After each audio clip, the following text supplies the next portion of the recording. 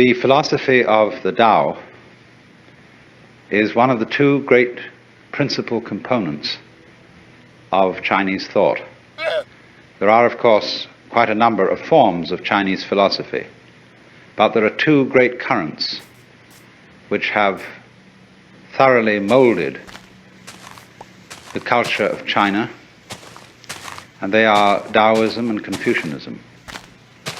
And they play a curious game with each other. Let me start by saying something about Confucianism, originating with Kung Fu or Confucius, who lived approximately a little after 630 BC. He's often supposed to have been a contemporary of Lao Tzu, who is the supposed founder of the Taoist way, but it seems more likely that Lao Tzu lived later than 400, according to most modern scholars. Confucianism is not a religion, it's a social ritual, and a way of ordering society, so much so that the first great Catholic missionary to China, Matteo Ricci, who was a Jesuit, found it perfectly consistent with his Catholicism to participate in Confucian rituals, because he saw them as something of a kind of national character, as one might pay respect to the flag or something of that kind in our own times.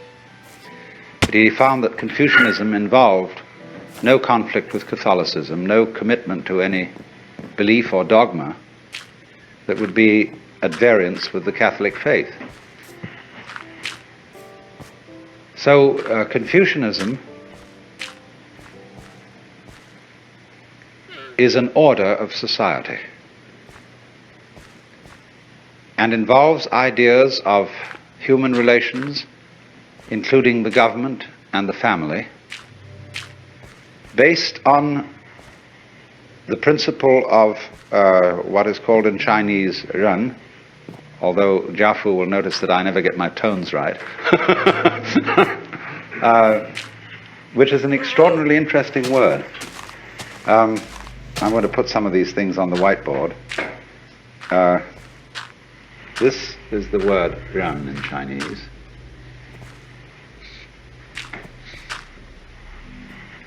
And it's often translated benevolence, but that's not a good translation at all. This word means human-heartedness. That's the nearest we can get to it in English. And it was regarded by Confucius as the highest of all virtues, but one that he always refused to define. It's above righteousness and justice and propriety and other great Confucian virtues. And it involves the principle that human nature is a fundamentally good arrangement, including not only our virtuous side, but also our passionate side, also our appetites and our waywardness. The Hebrews have a term which they call the Yetzer Hara, Y-E-Z-E-R-H-A-R-A, which means the wayward inclination, or what I like to call the element of irreducible rascality that God put into all human beings. And put it there because it was a good thing.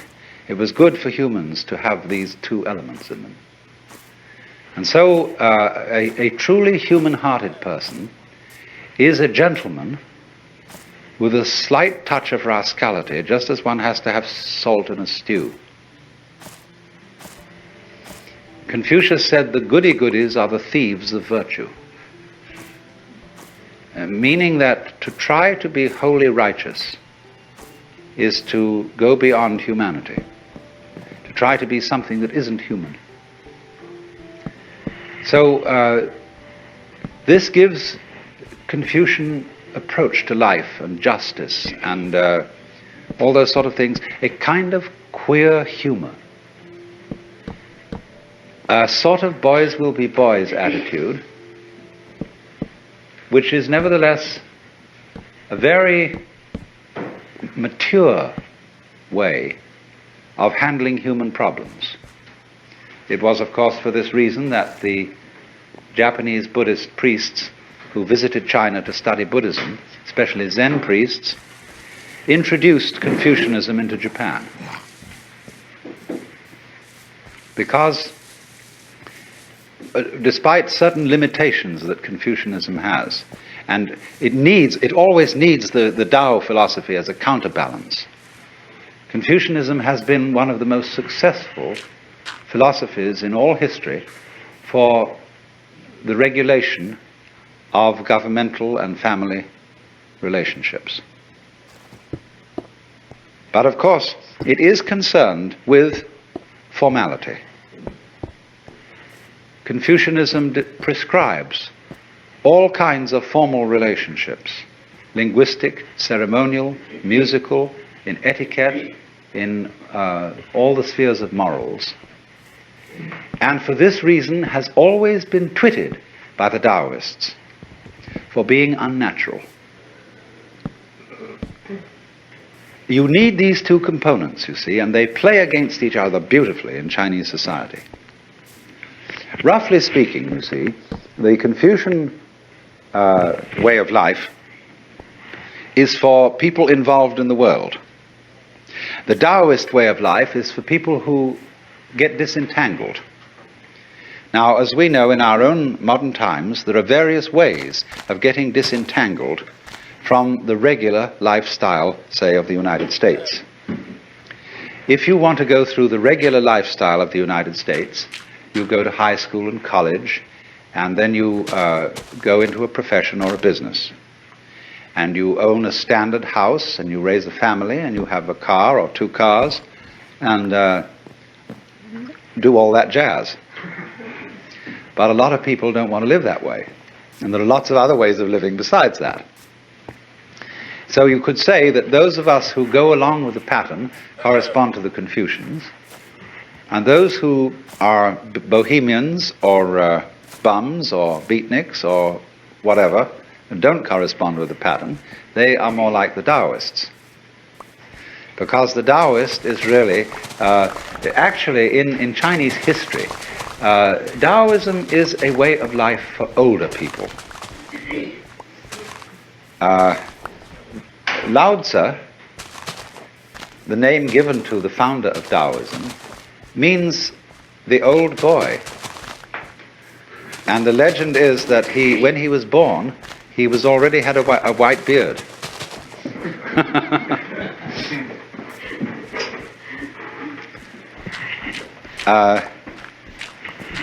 So it's sort of like this, that when you have contributed to society, when you've contributed children and brought them up, and you have assumed a certain role in social life, you then say, now it's time for me to find out what it's all about. Who am I ultimately behind my outward personality? What is the secret source of things? And the latter half of life is the preeminently excellent time to find this out. It's something to do when you have finished with the family business. I'm not saying that that is a sort of unavoidable strict rule. Of course, one can study the Tao when very young, because it contains all kinds of secrets in it as to the performance of every kind of art or craft or business or any occupation whatsoever. But it does, in China, in a way, it plays that role of a kind of safety valve for the more restricted way of life that Confucianism prescribes. And there is a sort of type in China who's known as the old rogue. He's a sort of intellectual bum, often found among scholars, who is admired very much, and a type of character which had an enormous influence on the development of the ideals of Zen Buddhist life. He is one, you see, who goes with nature rather than against nature. Well, now, first of all, I'm going to talk about ideas which come strictly out of Lao Tzu's book, the Tao Te Ching. And, of course, the basic thing in the whole philosophy is the conception of Tao. This word has many meanings. And the book of Lao Tzu starts out by saying that the Tao which can be spoken is not the eternal Tao. Or there's a pun in there which you can't quite put into English. You can't give all the meanings, because the word Tao means both the way or course of nature or of everything. It also means to speak. So the actual opening phrase of the book, following this word Tao, is this, and the character is repeated again. You see? And this character means can be, or can, able, something like that. So the way which can be, then give it its second meaning, spoken, described, uttered. But it also means the way that can be weighed. Not W-E-I-G-H, but W-A-Y-E-D. You know, you'd have to invent that word. The way that can be traveled, perhaps, is not the eternal way. In other words, there is no way in which the Tao, or following the Tao, there's no recipe for it. I can't give you any do-it-yourself instructions, A, B, C, D, as to how it's done. It was like when Louis Armstrong was asked, what is jazz? He said, if you have to ask, you don't know. Now that's awkward, isn't it? But we can gather what it is by absorbing certain atmospheres and attitudes connected with those who follow it. And from the art and the poetry and all the expressions and the anecdotes and stories that illustrate the philosophy of the way. So this word then, the way or the course of things, is not, you must understand this, some Christian missionaries translated Tao as the Logos, taking as their point of departure the opening passage of St. John's Gospel, in the beginning was the Word. Now if you look up a Chinese translation of the Bible, it says in the beginning was the Tao. And the Tao was with God, and the Tao was God. The same was in the beginning with God. All things were made by it, and without it was not anything made that was made. So they've substituted Tao there. Now that may make a very funny effect on a Chinese philosopher, because the idea of things being made by the Tao is absurd. The Tao is not a manufacturer, and it's not a governor. It doesn't rule, as it were, in the position of a king. Although the book, the Tao Te Ching, is written for many purposes, but one of its important purposes is as a manual of guidance for a ruler. And what it tells him is essentially, rule by not ruling. Don't lord it over the people. And so he says the great Tao flows everywhere, both to the left and to the right. It loves and nourishes all things, but does not lord it over them. And when good things are accomplished, it lays no claim to them. In other words, the Tao doesn't stand up and say, I have made all of you, I have filled this earth with its beauty and glory, fall down before me and worship. The Tao, having done anything, always escapes and is not around to receive any thanks or acknowledgement, because it loves obscurity. And Lao Tzu said the Tao is like water. It always seeks the low level which human beings abhor. So it's a very mysterious idea. Tao, then, is not really equivalent with any Western or Hindu idea of God, because God is always associated with being the Lord. Even in India, the Brahman is often called the Supreme Lord, although that was the term more strictly applicable to Ishvara, the manifestation of Brahman in the form of a personal God. But Bhagavan, the Lord, Krishna, his song is the Bhagavad Gita, the song of the Lord. There's always the idea of the king and the ruler attached, but not in the Chinese Tao philosophy. The Tao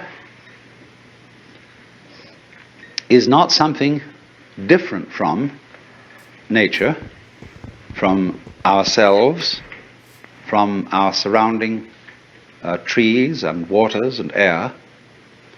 The Tao is the way all that behaves. And so the basic Chinese idea of the universe is really that it's an organism. And as we shall see when we get on to Zhuangzi, who is the sort of elaborator of Lao Tzu, he sees everything operating together so that nowhere can you find the controlling center. There isn't any. The world is a system of interrelated components, none of which can survive without each other. Just as in the case of bees and flowers, you will never find bees around in a place where there aren't flowers, and you will never find flowers around in a place where there aren't bees or insects that do the equivalent job. And what that tells us secretly is that although bees and flowers look different from each other, they're inseparable. They, to use a very important Taoist expression, they arise mutually. This is one of the great phrases from the second chapter of Lao Tzu's book, where he says, this character means to have or to be, and this next one is a very important character in Taoist philosophy. It means know, negative, wu in Chinese, not to be. And then this curious expression, for which we don't have a really good corresponding idea in traditional Western thought. So, to be and not to be mutually arise. This character is based on the picture of a plant, something that grows out of the ground. So, you could say positive and negative, to be and not to be, yes and no. Light and dark arise mutually, come into being. There's none is cause and effect. It's not that relationship at all. It's like the egg and the hen. So as the bees and the flowers coexist in the same way as high and low, back and front, long and short, loud and soft. All those experiences are experienceable only in terms of their polar experience. So the Chinese idea of nature is that all the various species arise mutually because they interdepend. And this total system of interdependence is the Tao. It involves certain other things that go along with Tao, but this mutual arising is the key idea to the whole thing. And it is, if you want to understand Chinese and Oriental thought in general, it is the most important thing to grasp. Because you see, we think so much in terms of cause and effect. We think of the universe today in Aristotelian and Newtonian ways. And in that philosophy, the world is all separated. It's like a huge amalgamation of billiard balls. And they don't move until struck by another, or by a cue. And so everything is going tock, tock, tock, tock, tock, tock, tock, tock, tock, tock, tock, tock, all over the place. One thing starting off another in a mechanical way. But of course, from the standpoint of 20th century science, we know perfectly well now that that's not the way it works. We know enough about relationships to see that that mechanical model which Newton devised was all right for certain purposes. But it breaks down now because we understand relativity. And we see how things go together in a kind of connected net rather than in a chain of billiard balls banging each other around. So, in the philosophy of the Tao, it is said, it's always being said, this is, you read this in every art book about Chinese art, that in Chinese painting, man is always seen as in nature rather than dominating it. You get a painting entitled Poet Drinking by Moonlight, and you see a great landscape, and after some search with a magnifying glass, at last you see the poet stuck away in a corner somewhere drinking wine. Whereas if we painted the subject poet drinking by moonlight, the poet would be the most obvious thing in the picture. There he would be, dominating the whole thing, and the landscape off somewhere behind him.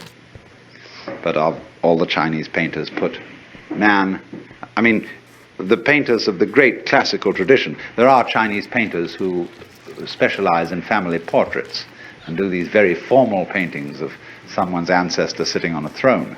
It's quite a different category.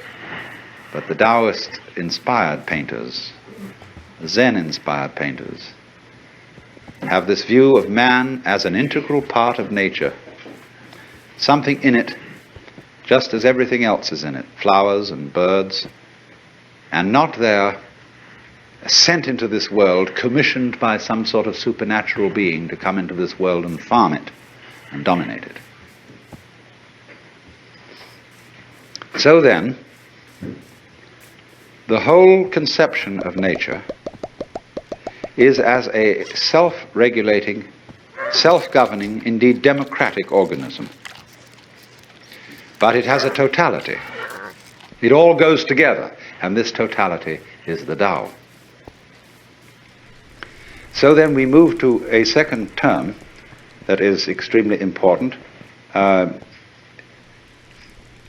The expression zhiran is the term that we translate nature when we translate Chinese. But this term expresses this whole point of view. It doesn't say nature, natura, which means in a way class of things. It means literally self. What is so of itself? What happens of itself? And thus spontaneity. And in the Tao Te Ching early on, Lao Tzu says, the Tao's method is to be so of itself. Now, we might translate that automatic, were it not that the word automatic has a mechanical flavor. Zirang, as this is called, or shizen in Japanese, means spontaneous, yes. It happens as your heart beats. You don't do anything about it. You don't force your heart to beat. You don't make it beat. It does it by itself. Now figure a world in which everything happens by itself. It doesn't have to be controlled. It's allowed. Whereas you might say the idea of God involves the control of everything going on.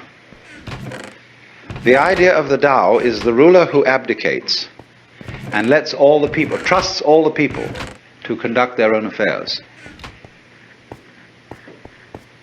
To let it all happen.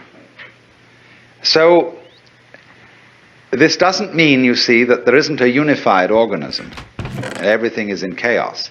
It means that the more liberty you give, the more love you give, the more you allow things in yourself and in your surroundings to take place, the more order you will have.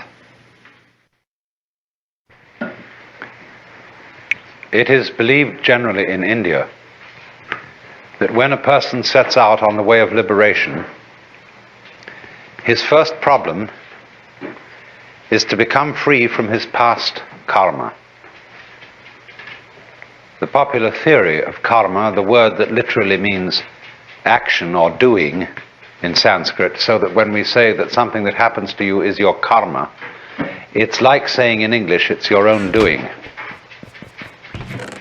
But in popular Indian belief, karma is a sort of built-in moral law, or a law of retribution, such that all the bad things you do and all the good things you do have consequences which you have to inherit. And so long as karmic energy remains stored up, you have to work it out. And what the sage endeavors to do is a kind of action which in Sanskrit is called Nishkama Karma. Nishkama means without passion or without attachment, karma, action.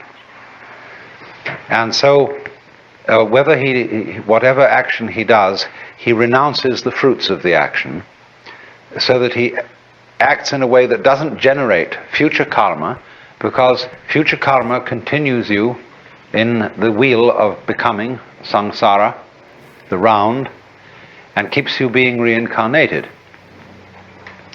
Now then, in that case, when the time comes that you start to get out of the chain of karma, all the creditors that you have start presenting themselves for payment. In other words, a person who begins, say, to study yoga is felt that he will suddenly get sick, or that his children will die, or that he'll lose his money, or all sorts of catastrophes will occur, because the karmic debt is being cleared up. And it is in no hurry to be cleared up if you're just living along like anybody, but if you embark on the spiritual life, a certain hurry occurs.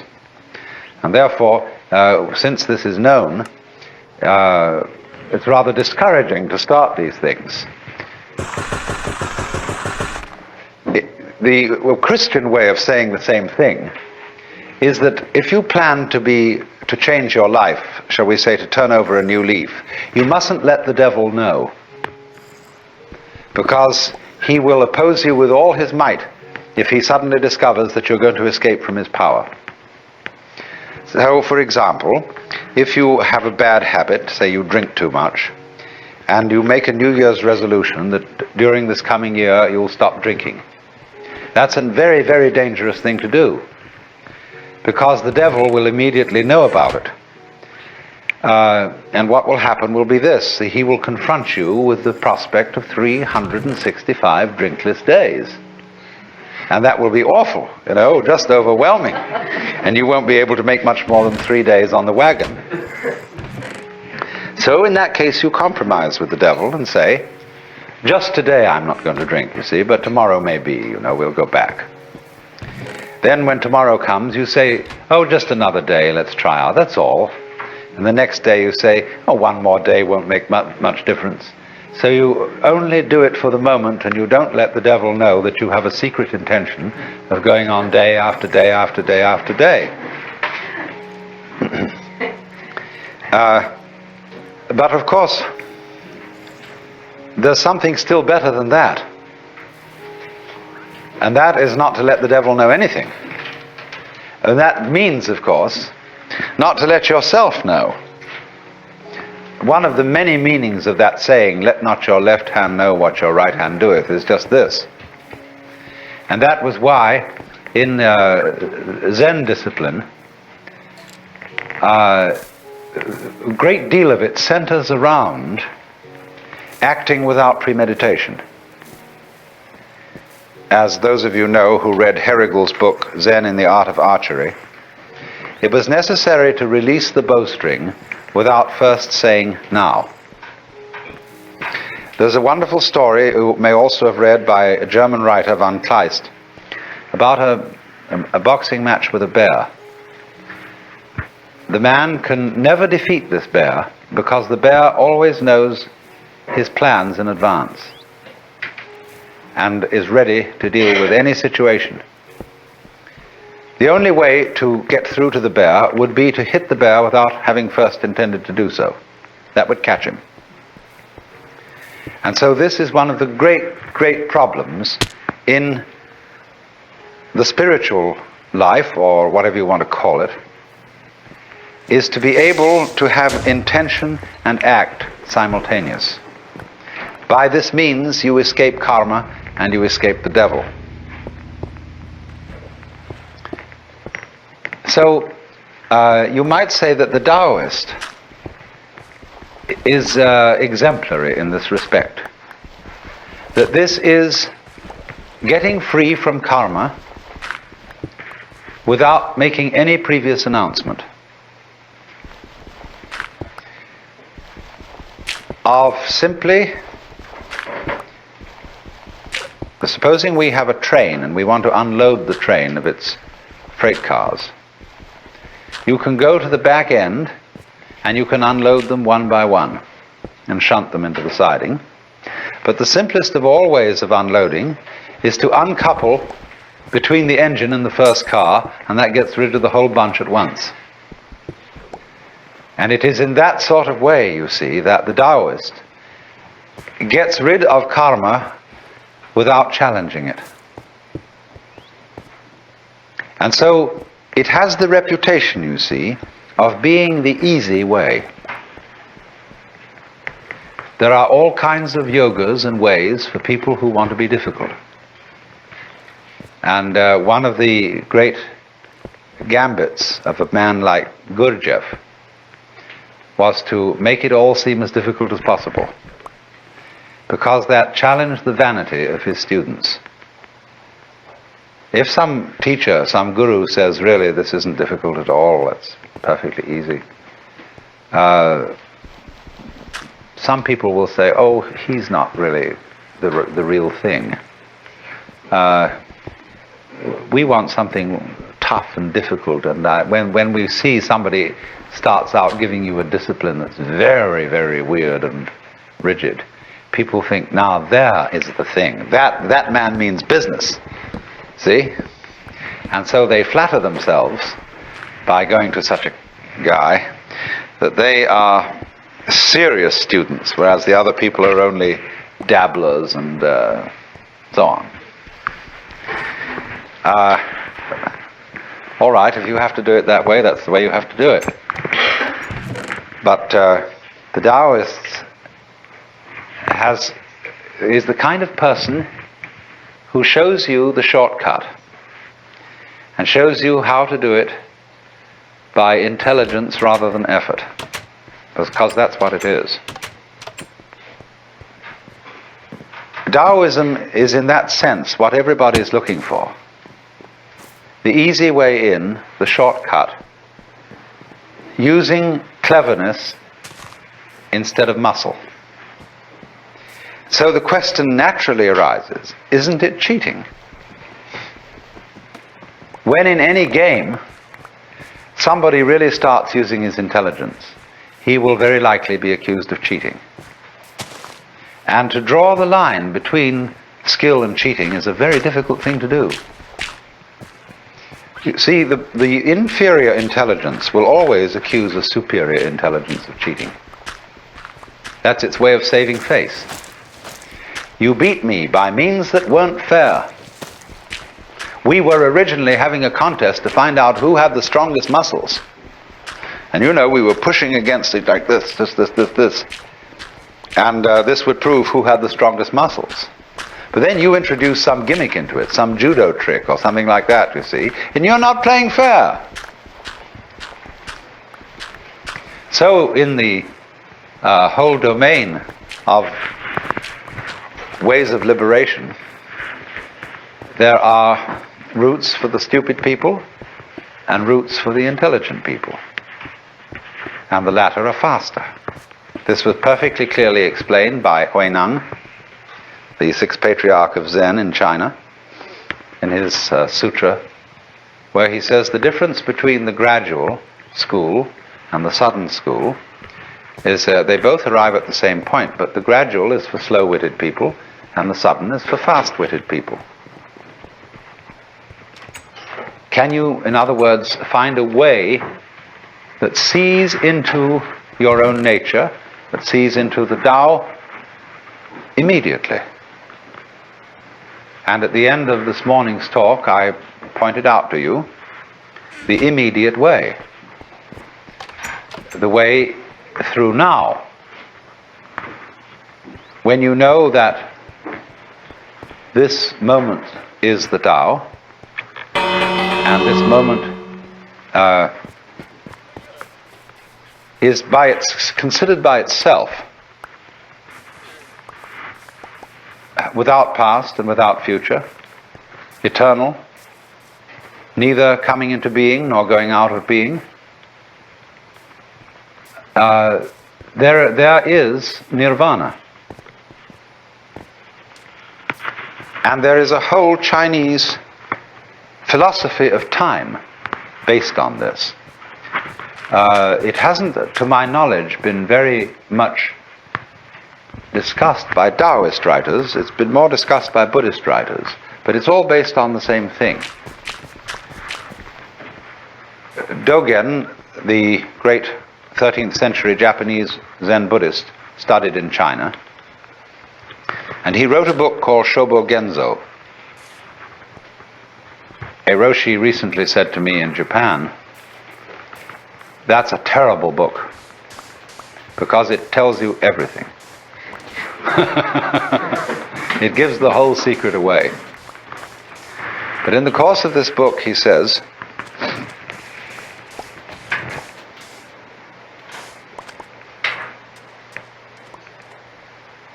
there is no such thing as a progression in time. The spring does not become the summer.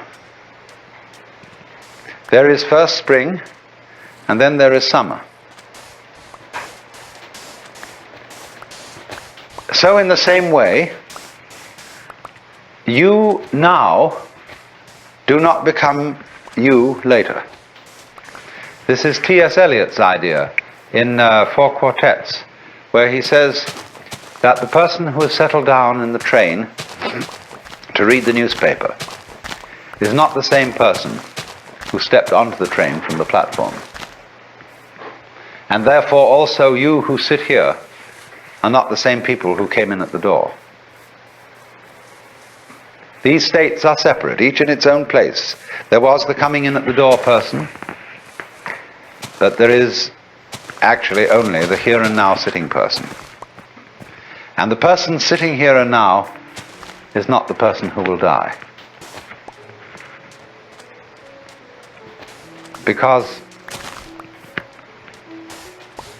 we are all a constant flux. And the continuity of the person from past through present to future is as illusory in its own way as the upward movement of the red lines on a revolving barber pole. You know, it goes round and round and round, and the whole thing seems to be going up or going down, whichever the case may be. But actually nothing is going up or down. So when you throw a pebble into the pond and you make a concentric rings of waves, there is an illusion that the water is flowing outwards. And no water is flowing outwards at all. Water is only going up and down. What appears to move outward is the wave, not the water. So this kind of philosophical argument says that our seeming to go along in a course of time, it doesn't really happen. The Buddhists say suffering exists, but no one who suffers. Deeds exist, but no doers are found. A path there is, but no one who follows it. And nirvana is, but no one who attains it. So, in this way, they look upon the continuity of life as the same sort of illusion that is produced when you take a cigarette and in the dark whirl it, and the illusion of a circle is created, whereas there is only the one point of fire.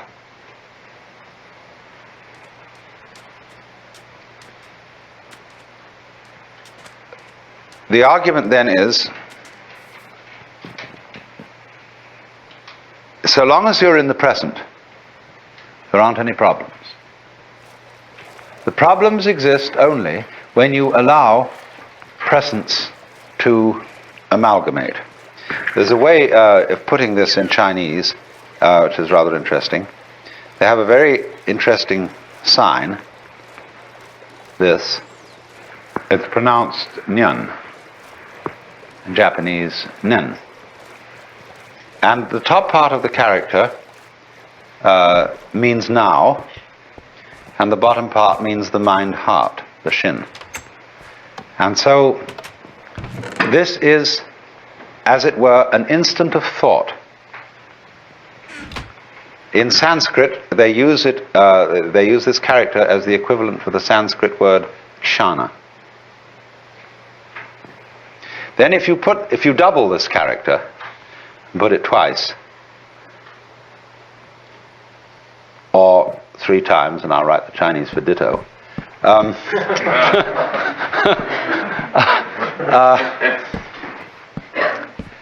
nyan nyan means thought after thought after thought. Now, the Zen master Joshu was once asked, what is the mind of a child? And he said, a ball in a mountain stream. What do you mean by a ball in a mountain stream?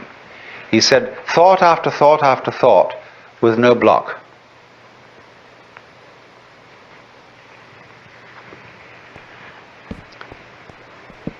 So,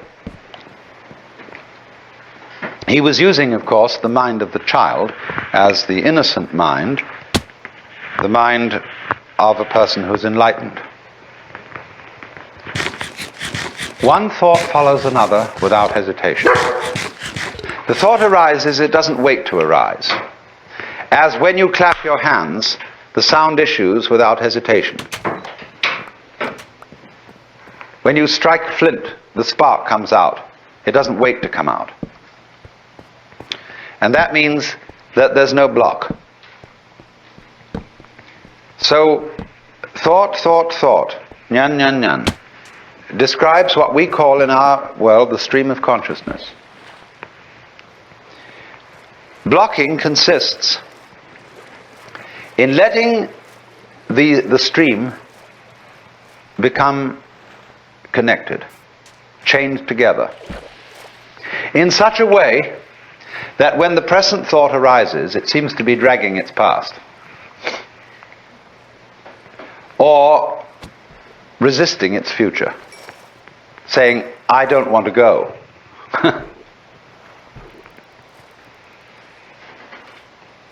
When then the connection, the dragging, it's better to call it, of these thoughts drops,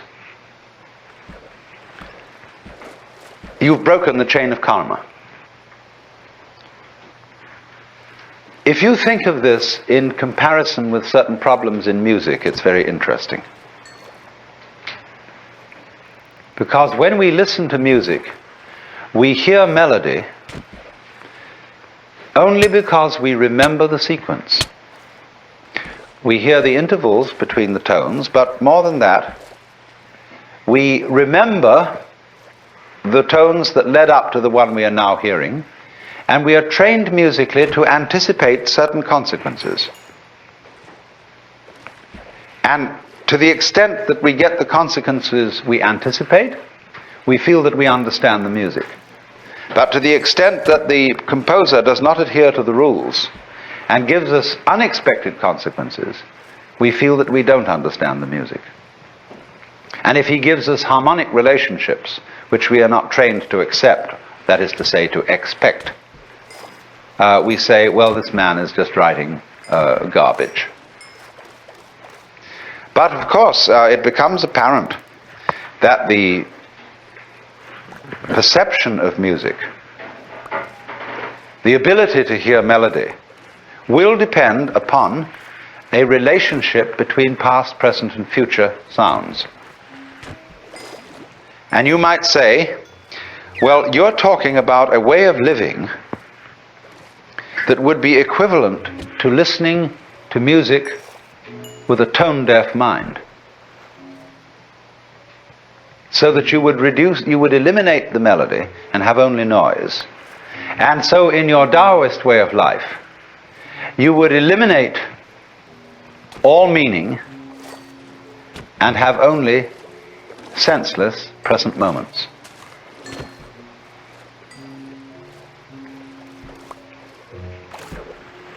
Up to a point, that's true. That is, in a way, what Buddhists also mean by seeing things in their suchness. What is so bad about dying, for example? It's really no problem. When you die, you just drop dead. That's all there is to it. But what makes it a problem is that you're dragging a past. And all those things you've done, all those achievements you've made, all these relationships and people that you've accumulated as your friends, all that has to go. See, it isn't here now. I mean, a few friends might be around you, but all that past that identifies you as who you are, which is simply memory, all that has to go. And we feel just terrible about that. But if we didn't, if we were just dying, that's all, death wouldn't be a problem. So likewise, the chores of everyday life, they become intolerable. When everything ties together, all the past and the future, you feel it dragging at you every way. Supposing you wake up in the morning, and it's a lovely morning. Let's take today, right here and now. Here we are in this paradise of a place. Big Sur. And some of us have got to go to work on Monday. Is that a problem? For many people it is. It spoils the taste of what's going on now. When we wake up in bed on Monday morning and think of the various hurdles we've got to jump that day, immediately we feel sad and bored and bothered. Whereas actually we're just lying in bed.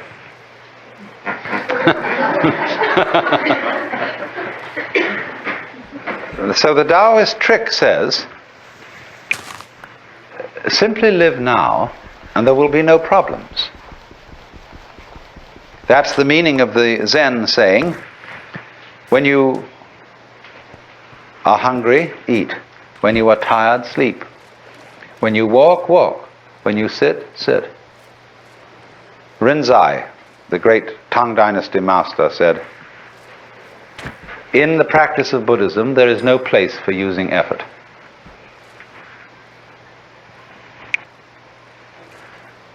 Sleep when you're tired, move your bowels, eat when you're hungry. That's all. The ignorant will laugh at me, but the wise will understand. And so, also, the meaning of this wonderful Zen saying,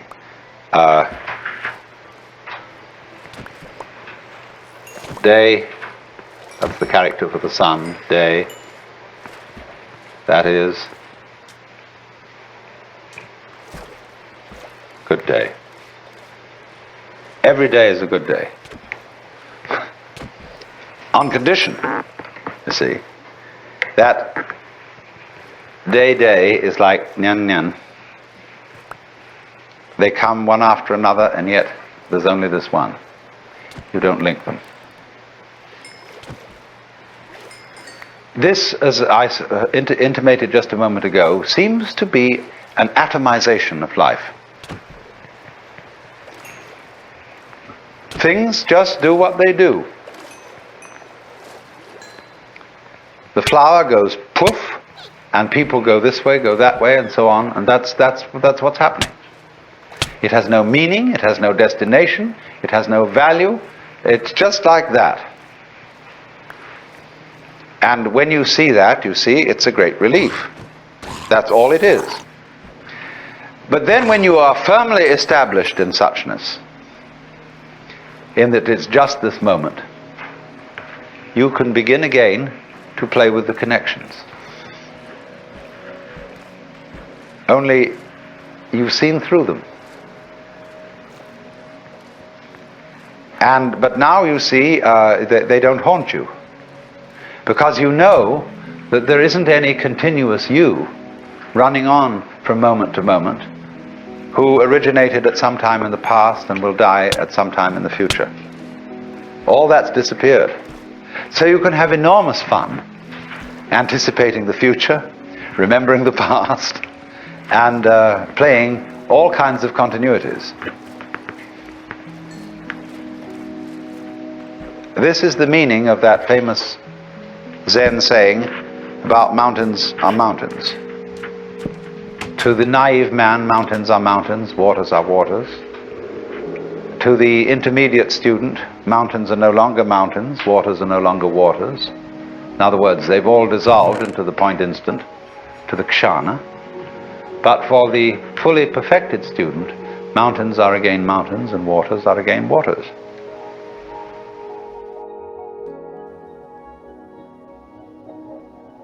In the philosophy of the Tao, it is said, it's always being said, this is,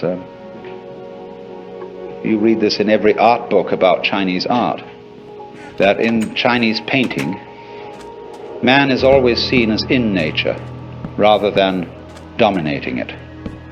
You get a painting entitled, Poet Drinking by Moonlight, and you see a great landscape, and after some search with a magnifying glass, at last you see the poet stuck away in a corner somewhere drinking wine. Whereas if we painted the subject poet drinking by moonlight, the poet would be the most obvious thing in the picture. There he would be dominating the whole thing and the landscape off somewhere behind him. But all the Chinese painters put man, the painters of the great classical tradition, there are Chinese painters who specialize in family portraits and do these very formal paintings of someone's ancestor sitting on a throne. It's quite a different category. But the Taoist-inspired painters, Zen-inspired painters, have this view of man as an integral part of nature, something in it, just as everything else is in it, flowers and birds, and not there sent into this world, commissioned by some sort of supernatural being to come into this world and farm it and dominate it. The whole conception of nature is as a self-regulating, self-governing, indeed democratic organism. But it has a totality. It all goes together, and this totality is the Tao.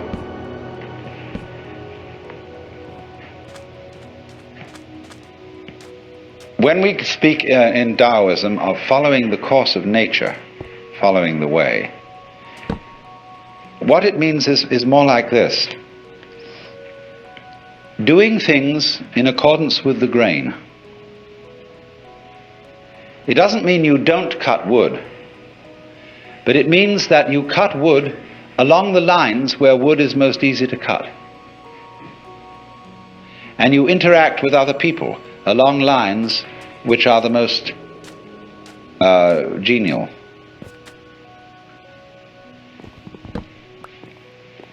And this, then, is the great fundamental principle which is called Wu Wei, not to force anything. I think that's the best translation. It's often called not doing, not acting, not interfering, but not to force. Seems to me to hit the nail on the head. Like, don't ever force a lock, or you bend the key or break the lock. You jiggle until it revolves. So Wu Wei is always to act in accordance with the pattern of things as they exist. Don't impose on any situation a kind of interference that is not really in accordance with the situation. For example, we have a slum, and people are in difficulty and so on, and they need better housing. Now, if you go in with a bulldozer and knock the slum down, and you put in its place some architect's imaginative notions of what is a super efficient high-rise apartment building to store people, you create total mess, utter chaos. A slum has what we would call an ecology. It has a very complex system of relationships going in it, by which the thing is already a going concern, even though it isn't going very well. Anybody who wants to alter that situation must first of all become sensitive to all the conditions and relationships going on there. It's terribly important then to have this feeling of the interdependence of every form of life upon every other form of life. How we, for example, cultivate animals that we eat, and look after them and build them up, and see that they breed in reasonable quantities. We don't do it too well, as a matter of fact, especially troubles are arising about supplies of fish in the ocean, all sorts of things. But you have to see that life, that the so-called conflict of various species with each other is not actually a competition. It's a very strange system of interrelationship, of things feeding on each other and cultivating each other at the same time. The idea of the friendly enemy, the necessary adversary, who is part of you. You have conflicts going on in your own body. All kinds of microorganisms are eating each other up. And if that wasn't happening, you wouldn't be healthy. So all those interrelationships, whether they appear to be friendly relationships as between bees and flowers, or conflicting relationships as between birds and worms, they are actually forms of cooperation. And that is mutual arising. You have to understand this as the basis, apply this, not forcing anything, and you get spontaneity. A life which is so of itself, which is natural, which is not forced, which is not unduly self-conscious. Now, another term that is important, although I'm not aware that this word occurs in Lao Tzu's book, it's found in greater use at a much later time in Chinese thought, in a philosophy that is called Neo-Confucian. and it's also used in Buddhism. But it is a very useful word for understanding the sort of order that all this constitutes. It's the word li, and this means originally the markings in jade, or perhaps the grain in wood or the fiber in muscle. It is translated nowadays in most dictionaries as reason or principle. But this isn't a very good translation. Joseph Needham suggested that organic pattern was an ideal translation for this word. Now you see, the markings in jade are always regarded as beautiful. You might say, if you look down at the water here, when you see the waves break, there are patterns in the foam. Now if you watch those patterns, you know they never make an aesthetic mistake. Never. But they are not symmetrical, and they're very difficult to describe. They're wiggly. So are the markings in jade, so is the grain in wood, but we love the grain in wood. And you see, Jafu has done these paintings of rocks based on examples, I think, in the Chinese book called The Mustard Seed Garden. These all exhibit li. That is to say, they are forms which we know are orderly, and we can distinguish them from messes quite clearly. And so in the same way, the foam patterns, the rock patterns, the patterns of our vegetation are once extraordinarily orderly, but they don't have an obvious order. Nobody can ever pin it down. That's what I'd like to say. You know that there is order there. There's something quite different from a mess, but there's no way of really getting it. Now, in order to be able to paint that sort of way, or to live that sort of way, or to deliver justice that way, if you were a judge, you have to have it innately. You have to have an essential sense of li, and there's no way of prescribing it. This is the very devil for teachers, because you see, all our universities and schools are trying to teach creativity. That's the great thing these days, you know. And you hear at the Esalen, all sorts of people are giving courses and workshops in creativity. Now, the trouble is this: if we found out a method whereby we could teach creativity, and everybody could just explain how it was done, it would no longer be of interest. What always is an essential element in the creative is the mysterious. The dark, it's like the black in lacquer. The impenetrable, and yet the profound depth out of which glorious things come, but nobody can see why. There's a poem which says that when the bird calls, the mountain becomes more mysterious. You imagine, for example, you're in a mountain valley, and everything is very silent, and suddenly a crow squawks somewhere. You don't know where that crow is, and that little sound emphasizes the silence.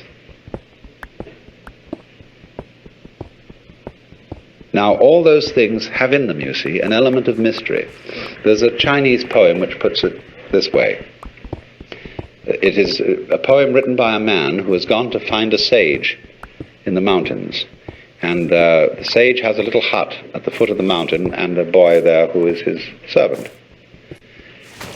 I asked the boy beneath the pines. He said, "The master's gone alone, herb gathering somewhere on the mount, cloud hidden, whereabouts unknown." In so many athletic and artistic skills, you will find a teacher who teaches you how to do it without forcing it.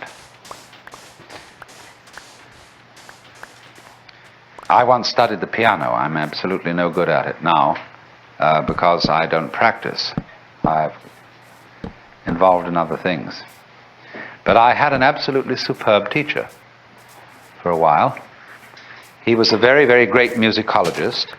You know, there was nothing sloppy about his standards. They were the highest perfection. But when I first went to him, he said, "Let me see what you can do." So I played him a Scarlatti sonata. He said, "Yeah, but the trouble with you is you're trying too hard. You're hitting the piano, and you should never hit a piano." He said, "Actually, all you've got to do in order to play a piano is to drop your hands on it. And you need to have relaxed arms." So he made me practice for a while. He felt my muscles to see whether I was relaxed or not. And he said, "Now just drop your hand on the piano. I don't care what notes you hit, but just drop your hand. Let it fall." He said, "There's enough energy in the weight of your arm to play as loud as you will, or as soft as you will. But just let it drop." He said, "That's all you have to do. Drop your hands." And he kept feeling my arms. He said, "No, you're getting too tense. You must pretend you are Lao Tzu." And he was a very educated man. He knew about these things. And then he said, "Now, after dropping your hands, all you've got to do is to hit the right notes." And he said, "You know, the same thing is involved in making a very complex trill." And he demonstrated. He just dropped his hand on the piano, and at the same time his fingers went flip like that. And there was this magnificent ornamentation. Then we went on, we'd practiced this for some time. He said, "Now let's get around to hitting the right notes." And he found immediately I had a block on reading music. Because when I was a small boy and studied piano at the age of roughly 8, I had a pestiferous teacher who was a mistress in this private school I went to in England. And she used to sit beside you and hit your fingers with a pencil every time you made a wrong note. Gregory Bateson, I think, was taught piano as a child in such a way. And he has a total block on reading music. I mean, he's got a brilliant mind, you know. He's a mathematician and great anthropologist, ethnologist, and so on. But he has a total block to reading music. And so this man had to teach me to overcome my block. And he said, "Now, first of all, feel perfectly free to make mistakes." He said, "Everybody's going to make some mistakes, and it doesn't matter if you make a mistake. And if you do make a mistake, don't go back and do it over again, but just go on. So play as slowly as you like, don't hurry, just so long as you keep the relative rhythm, the relative values of the thing. Go slow and take it easy." Another thing is not to pay so much attention to the notes, but to the distances or intervals between them, because that is the significant jump.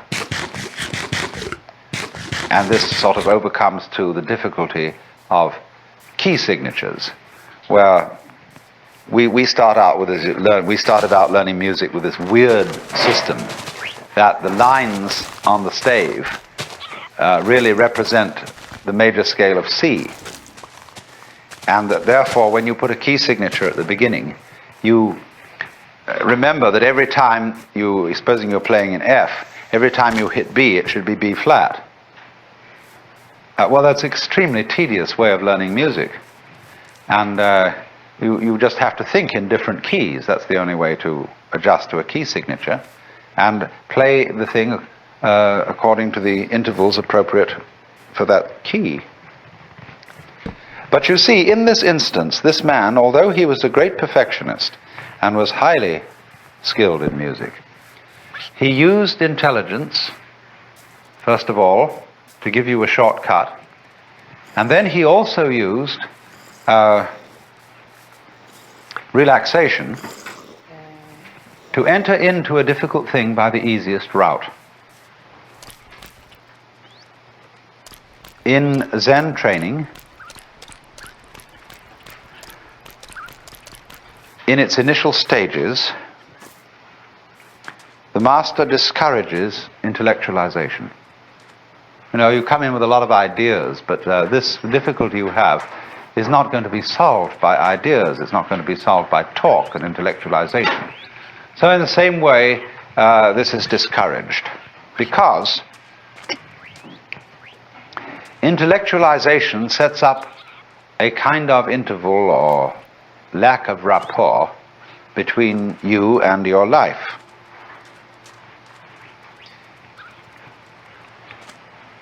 You think about things so much that you get into the state where you're eating the menu instead of the dinner. You're valuing the money more than the wealth. You are confusing, as Korzybski would say, the map with the territory. And what they want to do is to get you into the territory, to get you into relationship with what is, as distinct from ideas about what is. And this is an important preliminary discipline. But later on you can realize that the process of thinking is also what is. Thoughts in their own domain are as real as rocks. Words have their own reality as much as sky and water. Thoughts about things are in their own turn things. And so they lead you eventually to the point where you intellectualize and think in an immediate way. Let's go on and ask then a further problem. How about thinking about thinking? Wouldn't that be pretty far off? Here is a person removed from life because he's in the intellectual world, and he's all living in symbols. He's a kind of a living bookworm. Now what about a librarian? A person who writes books about books, a bibliographer, a classifier of classifications. That's a pretty dusty occupation. And as we know, sometimes librarians seem to be very dusty people. They seem way removed from life, all tied up in their categories and catalogues and musts and mustn'ts, and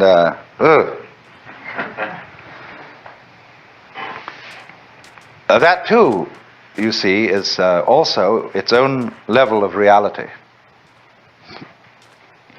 And thinking about thinking can be lived with just as much direct, fresh spontaneity as just living without thinking.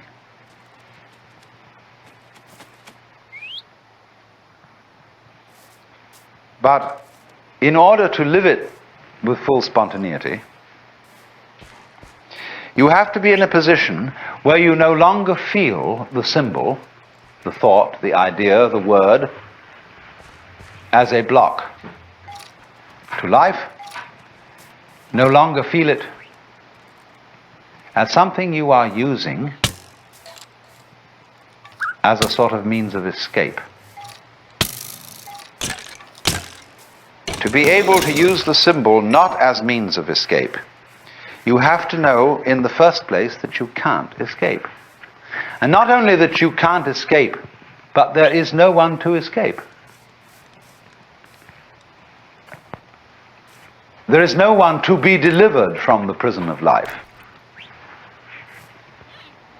That then, the liberation of the mind from identifying itself with symbols is the same process exactly as breaking up the links between the successive moments. The illusion of a self, a continuing self that travels from moment to moment and picks them all up, corresponding to the illusion of the moving water in the wave and the moving the solid circle created by the moving cigarette point in the dark.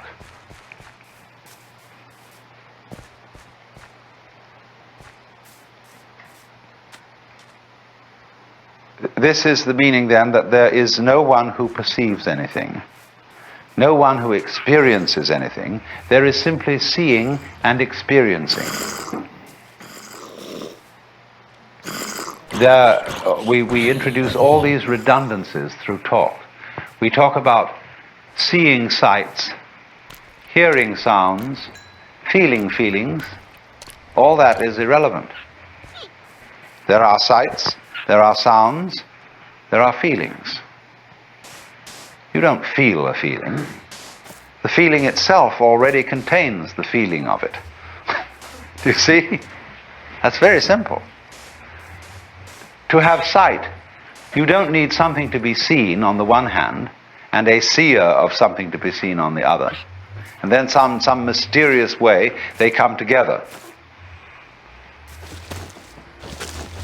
The seer and the seen, the knower and the known, are what we call terms. Terms mean ends. And they are what in mathematical language are called limits.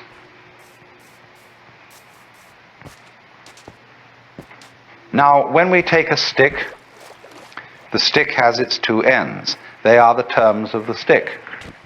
But the ends of the stick do not exist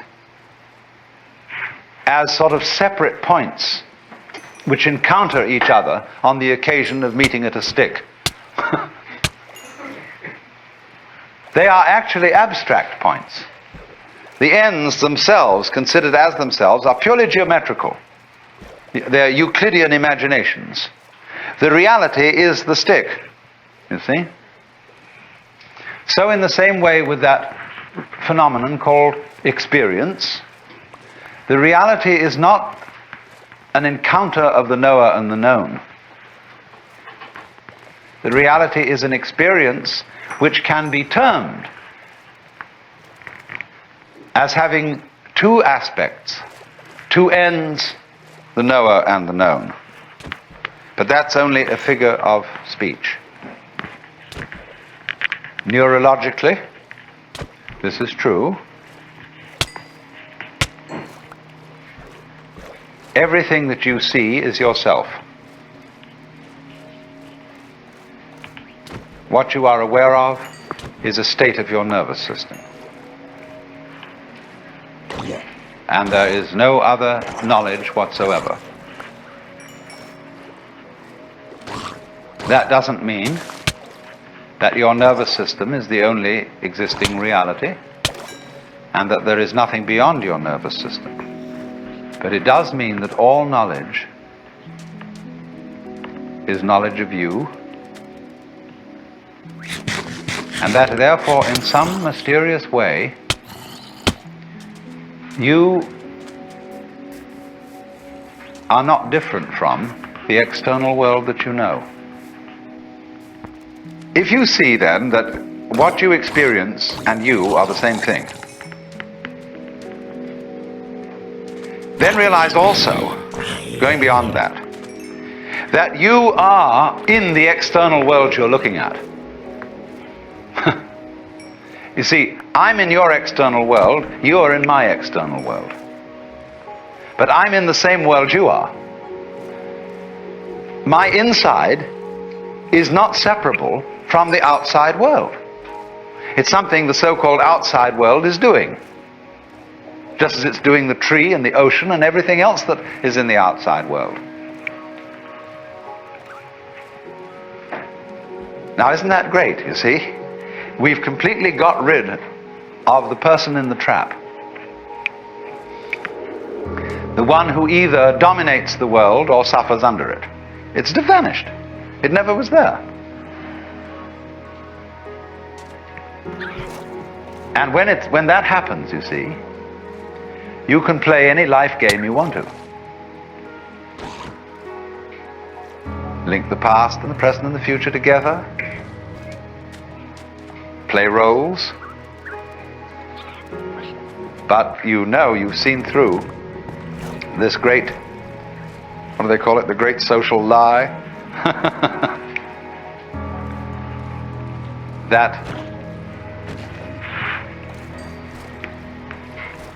one accumulates, owns experiences, memories, sights, sounds, and from that other people, possessions, so on, building up always this idea of oneself as the haver of all this. If you think that, you've been had.